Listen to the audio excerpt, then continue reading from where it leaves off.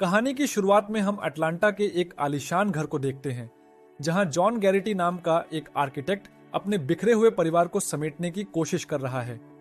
John का अपनी पत्नी एलिसन के साथ रिश्ता एक नाजुक मोड़ पर है, लेकिन उनका एक छोटा बेटा है, नेथन, जो डायबिटिक है और जिसे अपने माता पिता के साथ की सबसे ज्यादा जरूरत है। जॉन काम से घर लौटता है ताकि वह अपने पड़ोसियों के साथ मिलकर आसमान में दिखने वाले एक अनोखे नजारे का जश्न मना सके। क्लार्क नाम का एक विशाल अंतरिक्ष धूमकेतु कॉमेट पृथ्वी के बेहद करीब से गुजरने वाला है।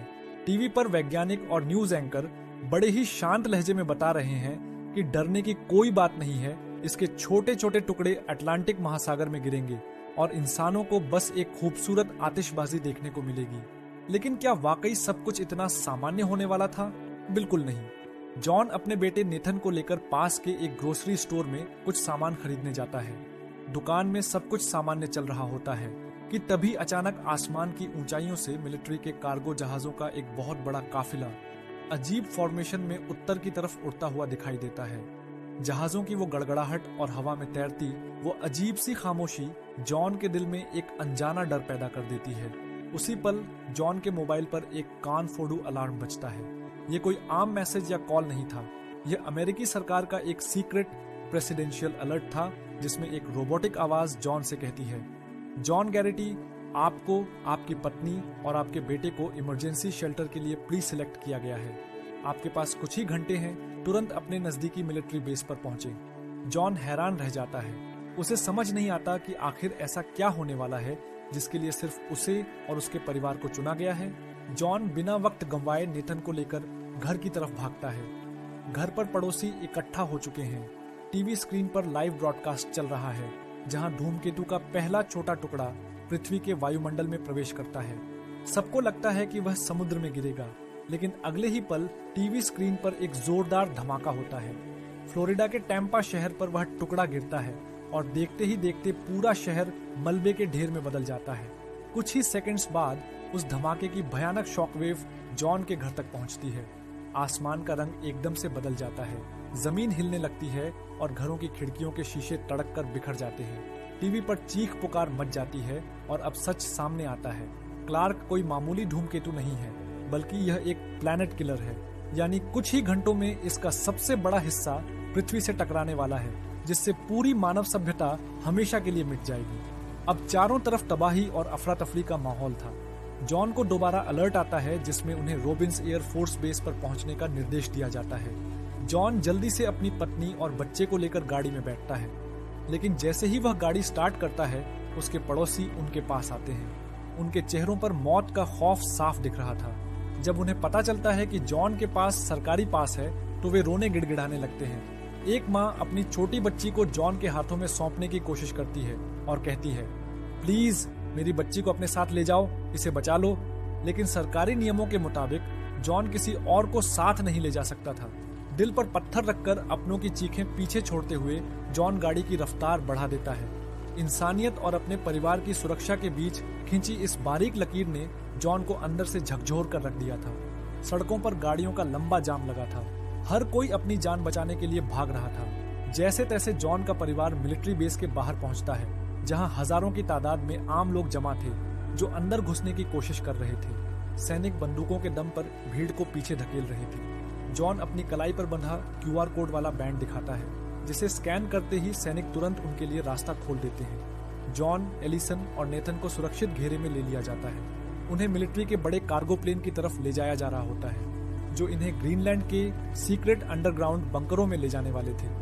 जॉन को लगता है कि शायद उन्होंने मौत के मुंह से खुद को बचा लिया है, लेकिन तभी किस्मत एक ऐसा क्रूर मोड़ लेती है जिसकी उन्होंने कल्पना भी नहीं की थी। प्लेन में चढ़ने से ठीक पहले नेथन की जेब से उसका इंसुलिन का पाउच नीचे गिर जाता है। डायबिटिक होने की वजह से इंसुलिन नेथन की जिंदगी की डोर थी।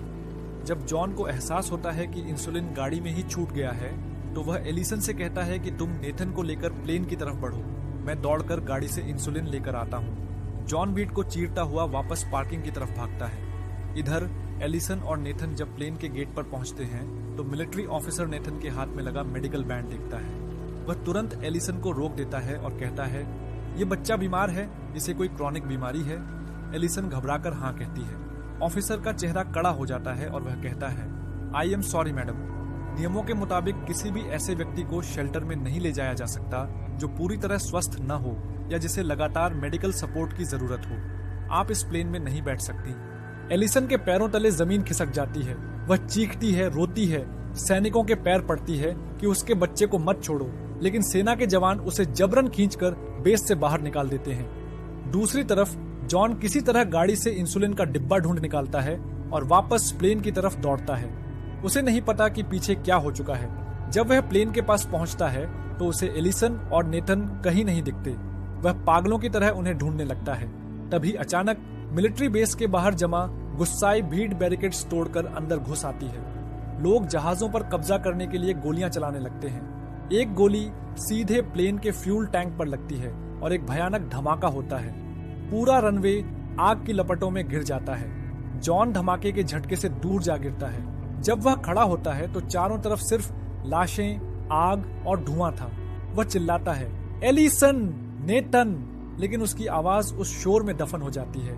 जॉन को लगता है कि उसकी पत्नी और बच्चा शायद उस ब्लास्ट का शिकार हो गए या फिर किसी दूसरे प्लेन में बैठकर चले गए। वह पूरी तरह अकेला हो चुका था और आसमान से मौत की बारिश शुरू होने वाली थी। क्या जॉन इस जलती हुई दुनिया में अपने परिवार को दोबारा ढूंढ पाएगा या फिर यह जुदाई ही उनका आखिरी सच थी? मिलिट्री बेस पर हुए धमाके और अफरा तफरी के बाद जॉन को एहसास होता है कि एलिसन और नेथन उस प्लेन में नहीं थे। वह पागलों की तरह पार्किंग की ओर भागता है और वहां उसे एलिसन की कार के शीशे पर एक नोट मिलता है। एलिसन ने लिखा था कि वे लोग सुरक्षित हैं और उसके पिता के घर लेक्सिंगटन की तरफ जा रहे हैं। जॉन के पास अब एक ही रास्ता था, सैकड़ों मील का सफर तय करना, जबकि आसमान से आग के गोले बरस रहे थे और दुनिया का अंत करीब था। इधर एलिसन और नेथन एक अनजान ट्रक ड्राइवर के साथ लिफ्ट लेकर सफर कर रहे होते हैं, लेकिन इस आपदा ने इंसानों के अंदर के जानवर को बाहर निकाल दिया था। जब ट्रक में बैठे दूसरे लोगों को पता चलता है कि नेथन के पास वो रिस्टबैंड है जो उसे सुरक्षित बंकर में एंट्री दिला सकता है, तो उनकी नीयत डोल जाती है। वे एलिसन पर हमला कर देते हैं और नेथन को किडनैप कर लेते हैं ताकि उसके बैंड का इस्तेमाल कर वे खुद को बचा सकें। एलिसन बीच सड़क पर अकेली और बेसहारा रह जाती है, लेकिन एक माँ की ममता उसे हार मानने नहीं देती। वह पैदल ही अपने बेटे की तलाश में निकल पड़ती है। दूसरी तरफ जॉन को भी एक ट्रक में जगह मिलती है जो कनाडा की ओर जा रहा है। वहां उसकी मुलाकात कुछ ऐसे लोगों से होती है जो मानते हैं कि सरकार ने सिर्फ अमीरों और खास लोगों को बचाने का फैसला किया है।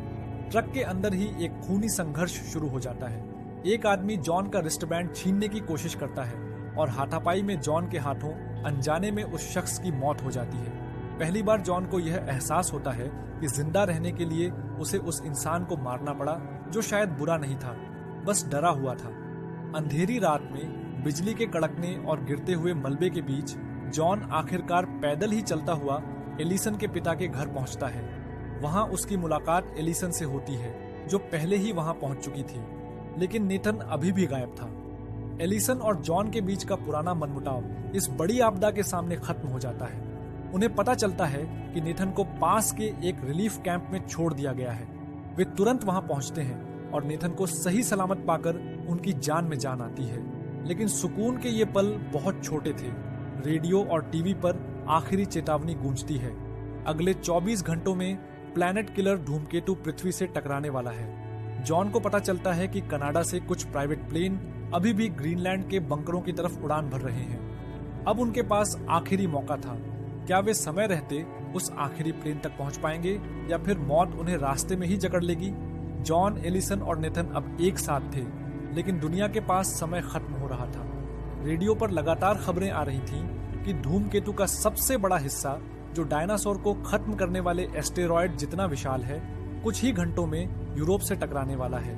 जॉन को पता चलता है कि कनाडा के ओंटारियो में एक छोटा एयरपोर्ट है जहां से कुछ प्राइवेट पायलट ग्रीनलैंड के लिए आखिरी उड़ानें भर रहे हैं। वे बिना वक्त गंवाए एलिसन के पिता की पुरानी ट्रक लेकर निकल पड़ते हैं। रास्ते का नजारा दिल दहला देने वाला था।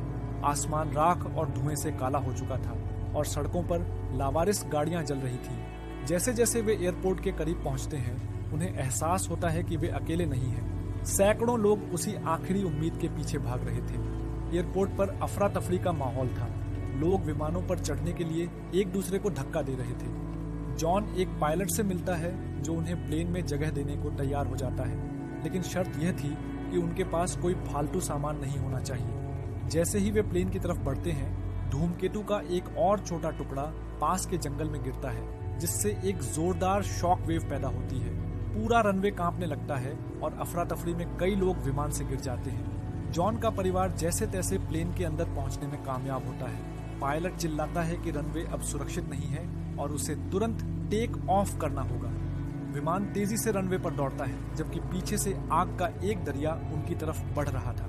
आखिरी सेकंड में विमान हवा में उठता है और गैरिटी परिवार खिड़की से नीचे जलती हुई पृथ्वी को देखता है। सफर आसान नहीं था।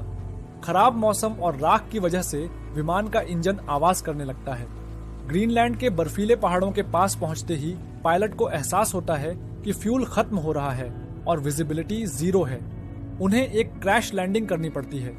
विमान बर्फ की चादर पर बुरी तरह घिसटता हुआ एक पहाड़ के किनारे रुकता है।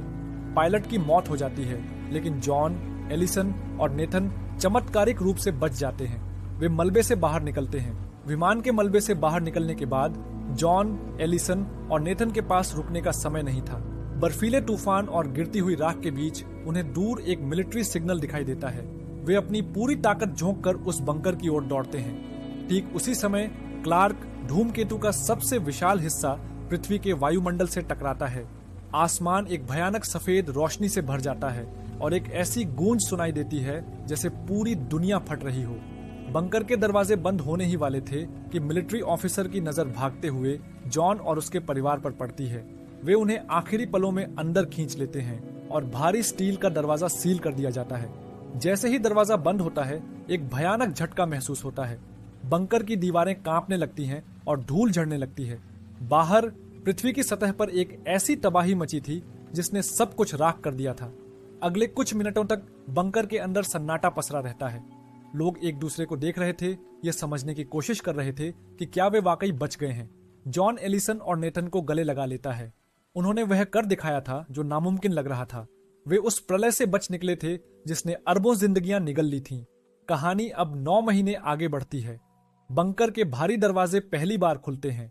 जब जॉन और उसका परिवार बाहर कदम रखते हैं तो नजारा पूरी तरह बदल चुका था। दुनिया वैसी नहीं थी जैसी वे छोड़कर आए थे। आसमान का रंग अलग था, पेड़ पौधे जल चुके थे और हर तरफ सिर्फ सन्नाटा था। वे इस बात से बेहद खुश हैं कि वे जीवित बच गए हैं। उन्हें सूचित किया जाता है कि ये बंकर पूरी दुनिया में दूर दराज के स्थानों पर बनाए गए थे और उनकी तरह ही कुछ और लोग भी सुरक्षित बच गए हैं, जो अब एक साथ मिलकर एक नई जिंदगी की शुरुआत करेंगे। और इसी सीन के साथ फिल्म पूरी हो जाती है। देखने के लिए धन्यवाद।